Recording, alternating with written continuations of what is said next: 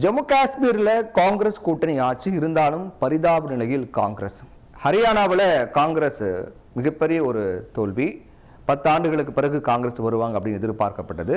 10 ஆண்டுகளுக்கு பிறகு மீண்டும் பாஜக தான் வராங்க. சரி, ஜம்மு காஷ்மீரில் காங்கிரஸ் வெற்றி பெறுவாங்க அப்படின்னு நம்ம எதிர்பார்க்கப்படுது. அதற்கு இணங்க ஜம்மு காஷ்மீரில் காங்கிரஸ் தேசிய மாநாடு கட்சி கூட்டணி அமைத்து போட்டிட்டாங்க. அவங்க அங்கே வெற்றியாக இருந்தாலும் கூட காங்கிரஸுடைய பரிதாப நிலை அப்படிங்கிறதா சொல்லப்படுது. அதுக்கு என்ன காரணம் அப்படின்னு நம்ம பார்க்கலாம் விரிவாக. என்னன்னா, இப்போ ஜம்மு காஷ்மீருக்கான சிறப்பு அந்தஸ்து நீக்கப்பட்டு யூனியன் பிரதேசமாக மாறிய பிறகு முதல் முறையாக அங்கே சட்டமன்ற தேர்தல் நடக்கிறது அப்படிங்கிறது எல்லாருக்குமே தெரியும்.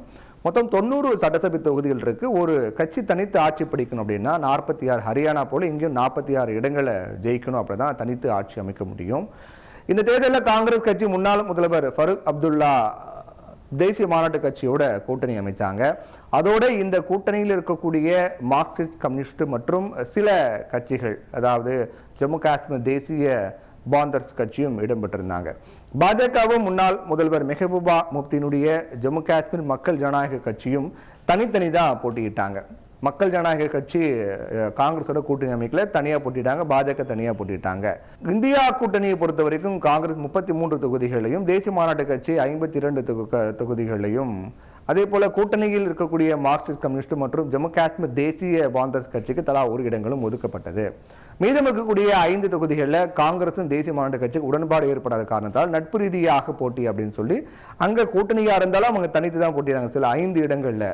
இது முந்தைய தேர்தல், அதாவது 2014 தேர்தலை ஒப்பிடும்போது ரொம்ப குறைவு இந்த வாக்கு சதவீதம் அப்படிங்கிறது காங்கிரஸுக்கு.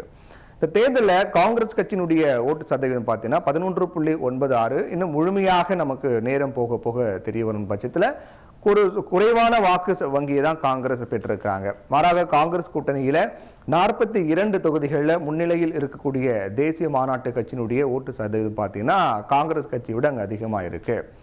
அந்த வேளையில் தனித்து போட்டியிட்ட பாஜக 28 தொகுதிகளில் அதுக்கு மேலே முன்னிலை வகிக்கக்கூடிய சூழ்நிலையில் பாஜக ஓட்டு சதவீதம் பார்த்தீங்கன்னா 25க்கு மேலே பாஜக ஓட்டு சதவீதம் இருக்கு.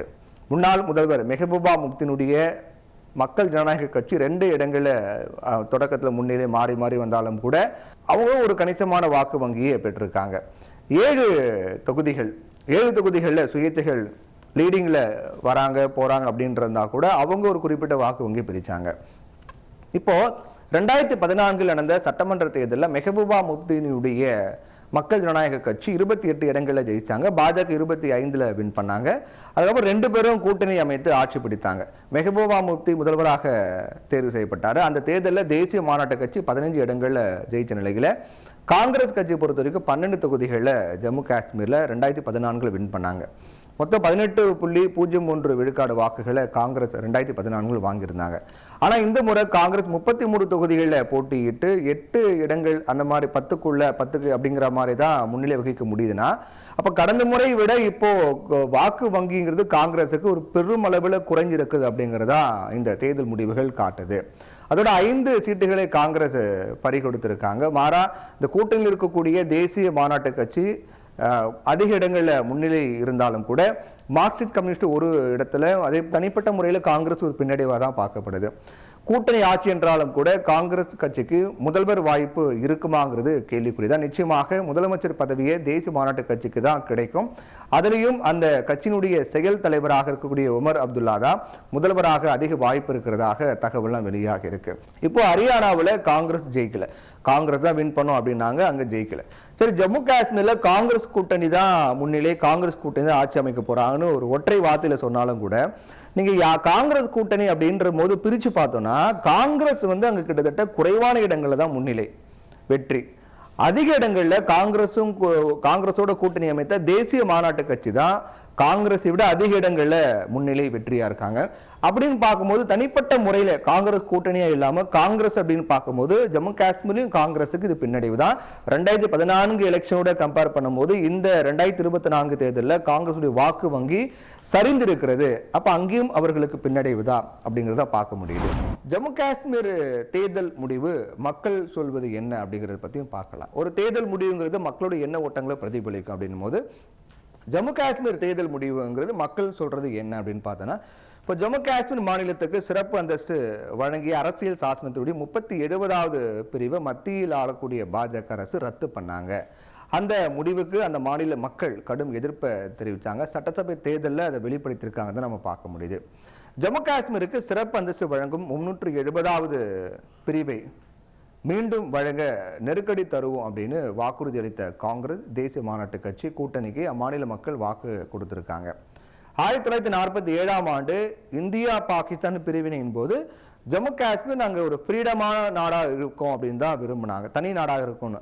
அவர் ஜம்மு காஷ்மீருடைய கடைசி மன்னர் ஹரிசிங் இதில் உறுதியாக இருந்தார். ஆனால் திடீர்னு ஜம்மு காஷ்மீர் மேலே பாகிஸ்தான் படையெடுத்ததால் இந்தியாவோட இணைய ராஜா ஹரிசிங் ஒத்துக்கிட்டார். அப்போ ஜம்மு காஷ்மீருக்கு சிறப்பு அந்தஸ்து வழங்க உறுதியளிக்கப்பட்டது. இப்படி ஜம்மு காஷ்மீருக்கு தனி அரசியல் சாசனம் உருவாக்கப்பட்டு அதுவும் 1957ஆம் ஆண்டு அமலுக்கு வந்தது. ஜம்மு காஷ்மீருக்கு சிறப்பு அந்தஸ்து வழங்க வகை செய்ததுதான் அரசியல் சாசனத்துடைய 370வது பிரிவு. இந்த சாசனத்தின்படி பாதுகாப்பு, வெளி விவகாரம், தகவல் தொடர்பு இந்த மாதிரி ஜம்மு காஷ்மீர் குறித்து எந்த ஒரு சட்டத்தையும் செயல்படுத்தவும் அம்மாநிலத்தினுடைய அனுமதியை மத்திய அரசு பெறணும். மாநிலங்களை கலைக்கும் மத்திய அரசினுடைய அதிகாரமான அரசியல் சாசனத்துடைய 356வது பிரிவு ஜம்மு காஷ்மீருக்கு பொருந்தாது. ஜம்மு காஷ்மீர் அரசை கலைக்கும் அதிகாரம் ஜனாதிபதிக்கு கிடையாது.